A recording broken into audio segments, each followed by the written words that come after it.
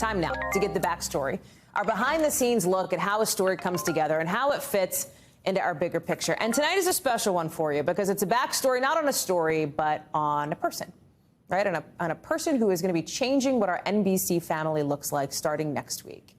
And that is because it's the story of Pete Williams, our justice correspondent, one of our fearless leaders here in the Washington Bureau, who tomorrow will enjoy, we hope, his very last day at NBC News before he sets off on his retirement. We thought, all right, what else can we do a backstory on tonight but Pete Williams? Right? So to set it up, we wanted to give you a little sense of what his career has been like here at NBC. Watch.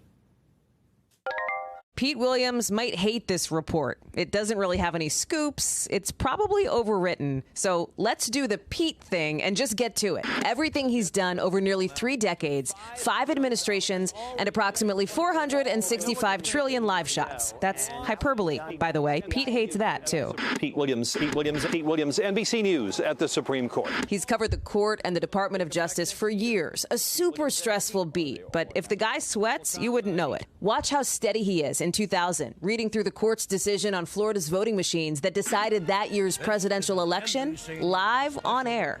If there is no room for a recount, this election is over for Vice President Al Gore. And that's effectively what you're saying.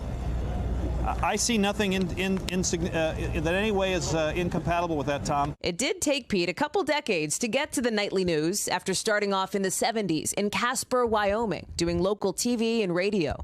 Pete Williams, K2 News. In the 80s, he joined the office of then Wyoming Congressman Dick Cheney. And when Cheney became defense secretary under President George H.W. Bush, Pete headed to the Pentagon, too, as the spokesperson there. Okay, let's see. Good afternoon. I do have a few announcements for you. He shifted back to news, joining NBC in 1993. And by 2012, he'd hit legend status with this moment, getting the court's decision on the Affordable Care Act right. The bottom line here is the Supreme Court has upheld the health care case. That's after other outlets had incorrectly reported the opposite. The next year, Pete taught another master class in accuracy during the hunt for one of the Boston Marathon bombers. Several law enforcement officials have confirmed for us now that he is alive. He is in custody. Unbelievable, as one said, who's been following this. Even former President Obama noticed how good Pete was. And that's what great journalism is. And that's what great journalists do. And that's why, for example, Pete Williams' new nickname around the NBC newsroom is Big Papi. It's not like Pete needed a big finale, but he delivered anyway, breaking one last huge story when Justice Stephen Breyer retired a couple months ago. He's made this decision within the past couple of weeks to step down. Pete's had the kind of career that boils his competitors alive with envy. But the funny thing is, they like him. Everyone does. Because even more than what Pete's done is who he is. Kind and helpful and smart, intimidatingly smart, but he never makes a big thing about it. He's a gracious colleague and a gracious host. Legitimately hilarious, by the way, totally deadpan. To be roasted by Pete is a badge of honor. And sure, retirement means more time for his drum lessons and his trips to Jackson Hole. But there's a reason why our bosses always say, wait for Pete. Because, as the saying goes around here, in Pete we trust. I bet you do, too. And that pretty much says it all. Pete is with us now, the day before his retirement. So, Pete, why are you doing this to us? It's very rude. If we apologize, will you stay longer? Look how little I've changed over the years. I dug the mustache. Pete with the stash was a nice look. That was rocking that thing in the 70s when I was a local anchor in Casper, Wyoming. I guess I didn't want to look like Anchor Boy, and I thought it made me look older. It probably just made me look weirder, which is not easy.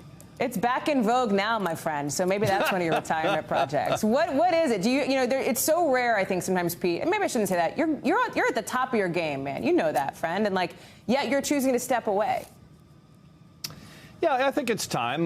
You know, I'm 70 years old now, and I've been doing this for 29 years, and I have some other things I'd like to do in life, and I'd like to be able to get around a little while my legs still work.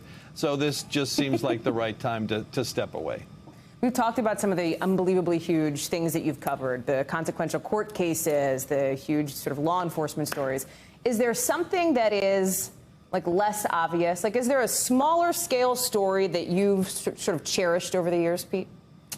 You know, I've thought about that, and The one that always comes to mind, I think, is the one that you noted in there, and that's Bush v. Gore. And of course, I've gone back and reread that decision many times, and every time I read it, I think, wow, this is so easy to understand. When you're sitting in a chair indoors in good lighting, it was so blisteringly cold. That's not the right word. It was so chillingly cold that night. And, you know, we sort of stammered our way through to get the decision right. When Tom Brokaw was cutting away to others, I got on the phone and I called one of Al Gore's lawyers and I said, it's over, right? Am I reading this right? And he said, well, we think so, but the vice president doesn't. You know, it was the president wrote in his book, George W. Bush wrote that he was watching NBC that night, and he thinks he's the first president who found out he was ever elected while lying in bed watching NBC. Watching Pete Williams, that's amazing. It's so amazing. You know, we had sent, I think folks might know that we had a little, a small celebration of your career here at the Bureau.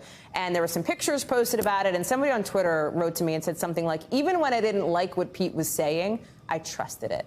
And I thought that really said so much, Pete, about the role that you have, not just inside our Bureau, where, as you know, we love you to pieces, but externally, too, to the public. They trust you.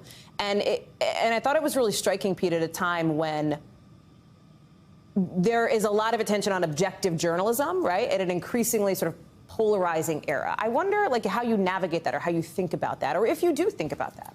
Well, of course. I guess, I mean, number one, I'm fortunate in covering the Justice Department and the Supreme Court, where, you know, every Supreme Court has two sides, and sometimes more than that, and your job is to report them both. So I hope that it's never possible to know which side I think should win, and oftentimes I don't have a view about that. I think, wow, they both have good points.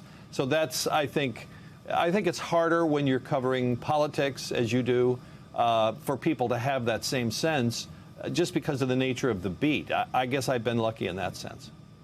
Can you tell us a little bit about what you're most looking forward to in, like, your first week of retirement, or what you may miss most, besides, obviously, your primo office location next to Andrea Mitchell, the queen of the Bureau? And you, and next to you, too. Well, I'm the mere jester, if you will, but yes. Well, you know, what I'll miss is, of course, the people I work with. It's just a wonderful bunch. I think NBC has a great esprit de corps. People care very much about the news and getting it right, but they also care about each other, and that is just a wonderful thing to come to work to every day. I'm already overbooked in retirement. Of course you are. I have lots of little projects that I've lined up because I was so petrified that, you know, that I would suddenly think I'm worthless as soon as I stop coming to work. So I'm going to try to keep busy. Pete Williams, I look forward to calling you at 9 o'clock on Monday morning just to check in, just to see how you're doing, you know, what stories we should have. Pete, we love you so much. Thank you so much for coming on with us. This is very, very, very kind of you. I'm very grateful. You're very kind. Enjoy your last day tomorrow, my friend. Thank you. See you upstairs. Thank you. Bye. Okay. Thanks for watching our YouTube channel. Follow today's top stories and breaking news by downloading the NBC News app.